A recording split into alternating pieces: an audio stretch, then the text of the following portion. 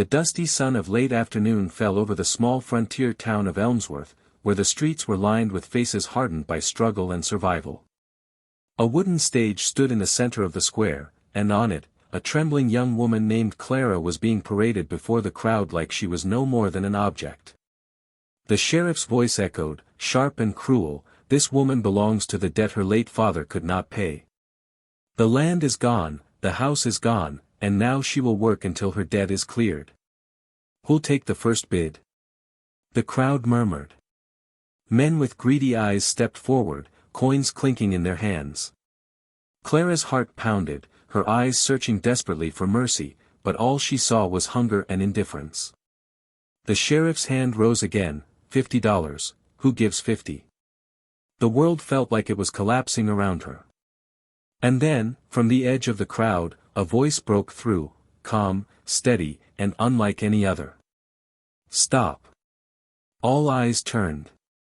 A tall cowboy, dust on his boots and a wide-brimmed hat shadowing his eyes, stepped forward. His name was James Dalton, a drifter known more for his silence than his words. He walked right up to the stage and fixed his eyes on the sheriff. "You can't auction off a human soul," he said, his voice low but cutting through the air like thunder. The sheriff scoffed. "Her father's debt was real. The law says." "The law ain't justice," James interrupted, his hand resting near the buckle of his belt. "And if this town's got a price on her life, then I'll pay it. Not in gold, not in silver. I'll pay it with mine."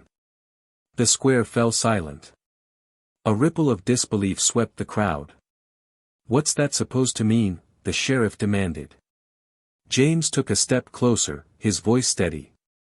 "I'll work every ranch, every mine, every inch of this land until the debt's gone. My life's worth more than gold. And if you still think otherwise," he glanced at the men clutching coins, "then you'll have to answer for treating her like cattle." Clara's breath caught. She had never seen anyone stand for her, never heard words spoken with such conviction. The crowd shuffled uneasily, even the boldest men lowered their gaze. Something in James's tone, in the weight of his promise, stripped away their greed. The sheriff hesitated, but he knew the cowboy's reputation. James Dalton was a man who didn't back down, and his word carried the weight of iron. Finally, with a grumble, he snapped, "Fine. The debt's yours." James climbed onto the stage, untying Clara's wrists with gentle hands. "You're free now," he whispered, his eyes meeting hers with a kindness that melted her fear. She couldn't speak, tears rolled down her cheeks, not from sorrow, but from the shock of being seen, of being valued. The days that followed changed Elmsworth forever.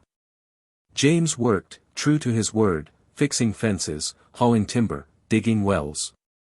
But soon, others in town began to step forward too. Farmers offered food, blacksmiths gave tools, widows shared what little they had. Clara, once seen as nothing more than a debt, became a symbol of something bigger, humanity reclaimed.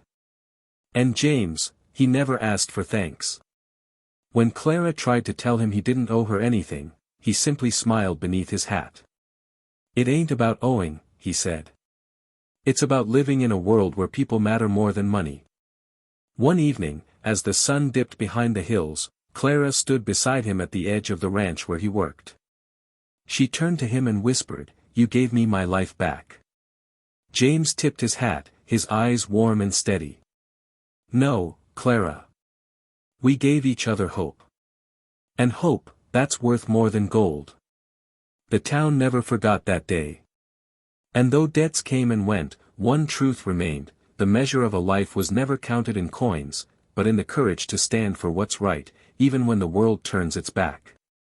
The days rolled on, and what started as one man's defiance slowly became the heartbeat of Elmsworth. James Dalton's act spread like wildfire across the prairie, whispered in saloons, carried by stagecoach riders, and passed from family to family like a secret too good to keep.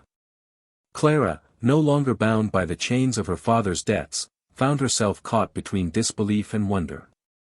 For so long, she had lived in the shadow of loss, her father's passing, her home gone, her dignity stripped by the cruelty of the law. But now, with each sunrise, she discovered pieces of herself she thought had been buried forever. James, true to his vow, worked himself to the bone. He'd rise before dawn, ride out into the fields, and labor alongside ranchers until his shirt clung with sweat. Yet there was never bitterness in his eyes. Instead, there was a quiet strength, a steady fire that told everyone around him he wasn't just working off a debt, he was showing the world a different way to live. Clara often brought him water or meals, and though their conversations were brief, there was always something unspoken between them, a gratitude deeper than words, and a respect that blossomed into something gentler, more fragile. One evening, as the town gathered for a barn raising, the sheriff appeared again, restless and bitter. He had grown tired of seeing James turn into a hero while his own authority shrank like a shadow at dusk. "Dalton," he sneered, "you think a man's word is enough to settle debts? You think you can rewrite the law?" The crowd fell silent, watching as James wiped the sweat from his brow and turned calmly to face him. "The law is only worth something if it protects the people," James replied, his voice carrying. "What good is a law that sells a woman like a mule, that breaks lives instead of mending them?"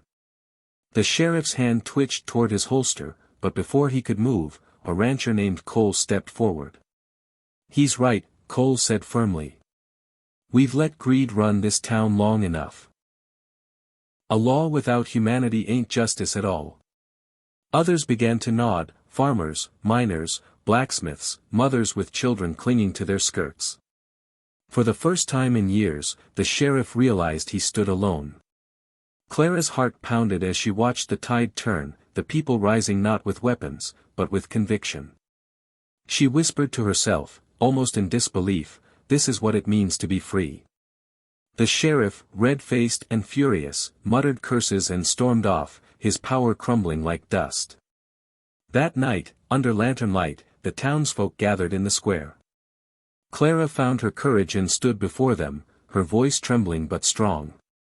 "You all saw what kindness can do," she said. "James didn't just save me, he saved all of us from forgetting who we are. We are more than debts, more than coins in a man's pocket. We are neighbors. We are family." Her words struck something in their hearts, and a cheer rose through the crowd.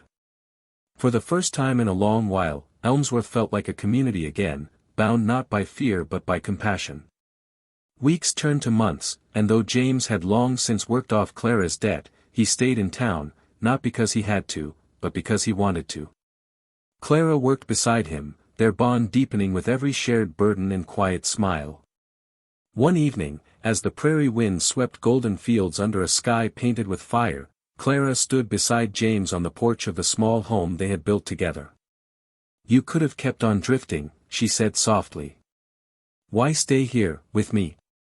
James glanced at her, his eyes gentle. "Because for the first time, I'm not drifting. For the first time, I've found something worth planting my boots in the dirt for. A life that ain't measured in gold, but in love." Clara felt tears in her eyes again, but this time they were born of joy.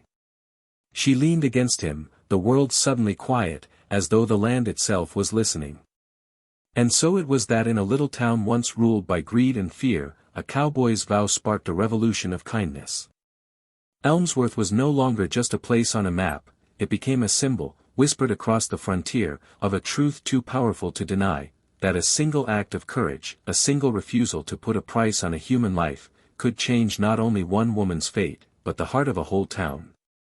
And from that day forward, whenever hardship came knocking, the people of Elmsworth remembered James Dalton's words, "My life pays more than gold," and they lived by them.